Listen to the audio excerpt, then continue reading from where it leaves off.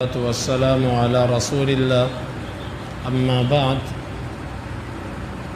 امام بخاری کہتے ہیں ہمیں بیان کیا محمد بن یوسف نے، وہ کہتے ہیں ہمیں بیان کیا سفیان نے مغیرہ بن نعمان سے، وہ سعید بن جبیر سے، وہ ابن عباس رضی اللہ عنہما سے، وہ کہتے ہیں کہ رسول اللہ صلی اللہ علیہ وسلم نے فرمایا تحشرون حفاتا عراتا غرلا ثم قرأ كما بدأنا اول خلق نعيد وعدا علينا انا كنا فاعلين۔ تم اٹھائے جاؤ گے ننگے پاؤں، ننگے بدن، بغیر ختنوں کے۔ پھر آپ نے اس آیت مبارکہ کو پڑھا، جس طرح ہم نے تم کو ابتدا میں پیدا کیا تھا اسی طرح ہم تم کو دوبارہ لوٹائیں گے، یہ وعدہ ہے ہم پر اور بے شک ہم یہ کرنے والے ہیں۔ فاول من یکسا ابراہیم، سب سے پہلے لباس جس کو پہنایا جائے گا وہ ابراہیم علیہ السلام ہے۔ ثم یؤخذ برجال من اصحابی، پھر میرے ساتھیوں میں سے کچھ لوگوں کو پکڑا جائے گا، ذات الیمین و ذات الشمال، دائیں جانب اور بائیں جانب۔ فاقول اصحابی، میں کہوں گا میرے ساتھی، فیقال انہم لن یزالوا مرتدین علی اعقابہم منذ فارقتہم، کہا جائے گا کہ یہ ہمیشہ مرتد ہو گئے آپ کے چلے جانے کے بعد، جب سے آپ نے ان کو چھوڑا یہ اپنی ایڑیوں کے بل پھر گئے، یعنی مرتد ہو گئے۔ فاقول کما قال العبد الصالح عیسی ابن مریم، میں اسی طرح کہوں گا جس طرح اللہ کے نیک بندے عیسیٰ ابن مریم نے کہا، وَكُنْتُ عَلَيْهِمْ شَهِيدًا مَا دُمْتُ فِيهِمْ، اور میں ان کے اندر گواہ تھا جب تک میں ان میں تھا۔ فَلَمَّا تَوَفَّيْتَنِي كُنْتَ أَنْتَ الرَّقِيبَ عَلَيْهِمْ، بس جب تو نے مجھے پورا لے لیا پھر تو ہی ان کے اوپر گواہ تھا۔ وَأَنْتَ عَلَى كُلِّ شَيْءٍ شَهِيدٌ، اور تو اس پر ہر چیز پر تو گواہ ہے۔ إِن تُعَذِّبْهُمْ فَإِنَّهُمْ عِبَادُكَ، اگر تو انہیں عذاب دے گا تو تیرے ہی بندے ہیں۔ وَإِن تَغْفِرْ لَهُمْ فَإِنَّكَ أَنْتَ الْعَزِيزُ الْحَكِيمُ، اور اگر تم معاف کر دے گا ان کو تو بے شک تو غالب ہے، حکمت والا ہے۔ محمد بن یوسف الفربری کہتے ہیں ذکر عن ابی عبداللہ، امام بخاری رحمہ اللہ سے یہ ذکر کیا گیا ہے، عن قبیصہ، وہ قبیصہ سے، قال هم المرتدون، یہ جو مرتد ہیں نا یہ وہ ہیں الذین ارتدوا علی عہد ابی بکر فقاتلہم ابو بکر رضی اللہ عنہ، کہ جو ابو بکر رضی اللہ عنہ کے زمانے میں پھر گئے تھے اور پھر ابو بکر نے ان سے لڑائی کی تھی۔ اس حدیث میں آپ صلی اللہ علیہ وسلم نے فرمایا کہ تم قیامت کے دن جب اٹھائے جاؤ گے تو ننگے پاؤں، ننگے بدن اور بغیر ختنوں کے، جس طرح اللہ نے تمہیں پیدا کیا تھا دنیا میں پہلی دفعہ آئے تھے، اب بھی جب تم دوبارہ آؤ گے اٹھائے جاؤ گے تو تم اسی پہلی حالت پہ اٹھائے جاؤ گے۔ اور پھر اس کے بعد آپ صلی اللہ علیہ وسلم نے اس آیت مبارکہ کو پڑھا، اور جب بدن ننگے ہوں گے تو لباس، آپ نے فرمایا کہ سب سے پہلے لباس ابراہیم علیہ السلام کو پہنایا جائے گا۔ اس کی وجہ اہل علم نے یہ بیان کی ہے کہ ابراہیم وہ شخص ہیں جن کو اللہ کے دین کی خاطر ان کے کپڑے اتارے گئے، یعنی جب ان کو آگ میں پھینکا جانے لگا تو ان کے کپڑے اتارے گئے، تو اللہ کے لیے سب سے پہلے ابراہیم علیہ السلام کے بدن کو ننگا کیا گیا۔ اللہ نے ان کو یہ اعزاز دیا کہ قیامت کے دن سب سے پہلے اللہ لباس انہی کو پہنائے گا۔ جب بندہ دنیا میں اللہ کے دین کی خاطر کسی تکلیف کو برداشت کرتا ہے اللہ اس کی قدر کرتا ہے۔ اب یہ دیکھیں کتنا بڑا اعزاز ہے، تو یہاں سے یہ بات بھی سمجھ آتی ہے جزوی فضیلت، کسی ایک چیز میں کسی کا دوسرے سے آگے نکل جانا، اس کا یہ مطلب نہیں ہوتا کہ اس کے لیے کلی فضیلت بھی ثابت ہے۔ ابراہیم علیہ السلام کو لباس آپ سے پہلے دیا جائے گا، آپ جد الانبیاء ہیں، لیکن اس کا یہ معنی نہیں ہے کہ آپ نبی صلی اللہ علیہ وسلم سے بھی مقام میں اللہ کے ہاں بڑھ کر ہیں، بڑھ کر مقام آپ صلی اللہ علیہ وسلم کا ہی ہے۔ اس کے بعد پھر آپ نے فرمایا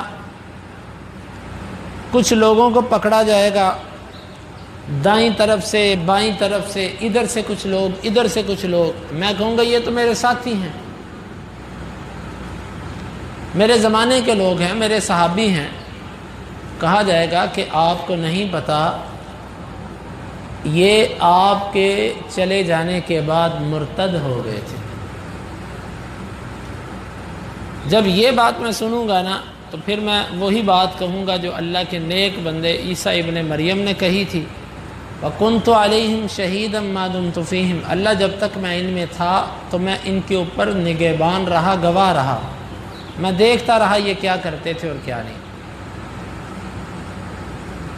فَلَمَّا تَوَفَّيْتَنِي كُنْتَ أَنْتَ الرَّقِيبُ عَلَيْهِمْ، جب تو نے مجھے اپنے پاس بلا لیا پھر تو ان کے اوپر نگہبان بن گیا، پھر تجھے پتا کہ انہوں نے کیا کیا، کیونکہ تو ہر چیز پر گواہ ہے۔ اللہ اگر تو ان کو عذاب دے گا تو تیرے ہی بندے ہیں، دیکھیں انداز کتنا زبردست ہے، اگر تو عذاب دے گا تو بندے تو تیرے ہی ہیں، ہمیں کیا۔ یہ بھی ایک کسی کی محبت اور شفقت کو ابھارنے کا طریقہ ہوتا ہے۔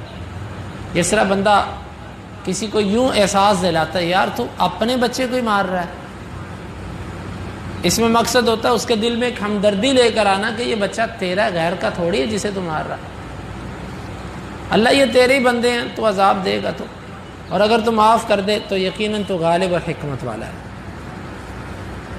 یہ مرتد جو ہیں ان سے کون مراد ہے؟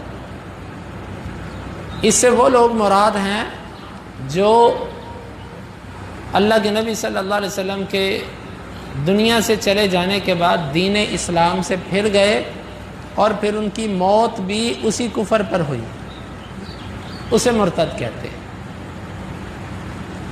کیونکہ صحابی وہ ہوتا ہے کہ جس نے اللہ کے نبی صلی اللہ علیہ وسلم سے حالت ایمان میں ملاقات کی ہو اور پھر اس کی موت بھی ایمان کی حالت پر آئی ہو، درمیان میں کوئی خلل آ جائے تو کوئی بات نہیں، لیکن اس کی موت ایمان کی حالت پر ہو، یہ صحابی ہوتا ہے۔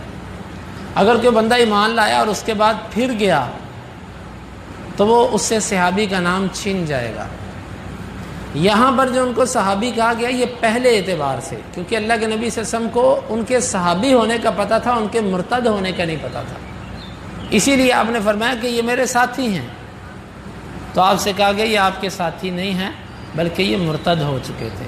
تو اس سے مراد کون لوگ ہیں؟ جن سے ابو بکر رضی اللہ عنہ نے لڑائی کی تھی، فتنہ ارتداد، زکوٰۃ کے منکر، یہ وہ لوگ تھے۔ بعض روافض علیہم ما علیہم، وہ ایسی مبہم احادیث کو صحابہ کرام پر چسپا کرنے کی کوشش کرتے ہیں کہ جی اللہ کے نبی صلی اللہ علیہ وسلم نے فرمایا میرے صحابی، تو اللہ کہے گا یہ تو مرتد ہو گئے تھے۔ امام بخاری رحمۃ اللہ علیہ نے اس معنی کو محدثین خیر القرون کے محدثین سے لا کر اس معنی کو واضح کر دیا کہ اس سے مراد وہ لوگ ہیں جن سے ابو بکر نے لڑائی کی تھی، اور لڑائی کن سے کی تھی؟ زکوٰۃ کے منکرین سے، وہ لوگ مراد ہیں۔ اس میں جو مر گئے وہ مراد ہیں، اور جو ایمان کی حالت پر دوبارہ آ گئے مسلمان ہو گئے وہ اس سے مراد نہیں ہے۔ تو اس لیے اس حدیث کا غلط مطلب لینا یہ جائز نہیں ہے۔ دوسری بات یہاں سے یہ معلوم ہوئی کہ یہ جو کہا جاتا ہے نا کہ نبی پر امت کے اعمال پیش کیے جاتے ہیں، اللہ کے نبی صلی اللہ علیہ وسلم پر ہمارے عمل پیش ہوتے ہیں، آپ ہمارے عمل دیکھ کے یا خوش ہوتے ہیں یا خفا ہوتے ہیں، یہ جھوٹ ہے، ایسی روایت ثابت نہیں ہے، ضعیف اور منکر روایات ہیں۔ کیونکہ یہاں پر آپ قیامت کے دن کہہ رہے ہیں کہ اللہ جب تک میں زندہ تھا تو ان کو میں دیکھتا تھا، جب میں فوت ہو گیا مجھے نہیں پتا پھر کیا ہوا کیا نہیں ہوا۔ اگر عمل آپ کو پیش کیے جاتے تھے تو آپ کو ضرورت نہیں تھی پھر یہ بات پیش کرنے، آپ کو پتہ ہوتا کہ اس کا عمل کیا اور اس کا کیا۔ لہٰذا اس سے معلوم ہوا کہ اعمال اللہ کے نبی صلی اللہ علیہ وسلم پر پیش نہیں کیے جاتے، البتہ آپ تک امت کا درود پہنچایا جاتا ہے۔ دوسری بات یہ معلوم ہوئی انبیاء کرام علم غیب نہیں جانتے، اگر علم غیب جانتے ہوتے تو بھی یہ بات کرنے کی ضرورت نہیں تھی۔ علم غیب صرف اور صرف ایک ہستی اللہ رب العالمین کے پاس ہے۔ ہاں اللہ تعالیٰ جتنی بات چاہے اپنے نبی کو بتا دیتا ہے، جتنا واقعہ بتانا چاہے وہ بتا دیتا ہے، تو جب اللہ نہ بتانا چاہے پھر نہیں پتہ چل سکتا۔ یہ ہے اس حدیث مبارکہ کا مطلب۔ اس کو امام بخاری اس باب میں لائے اس مناسبت سے ہیں کہ قیامت کے دن میں وہی بات کہوں گا جو عیسیٰ ابن مریم کہیں گے۔ عیسیٰ ابن مریم کا تذکرہ تھا اور ان کی زبردست بات کا تذکرہ تھا، اسی مناسبت سے امام بخاری رحمہ اللہ اس حدیث کو اس باب میں لے آئے۔ اللہ رب العالمین سے دعا ہے اللہ تعالی ہمیں ان حدیث کو سمجھنے کی اور ان کے تقاضوں کو پورا کرنے کی توفیق عطا فرمائے۔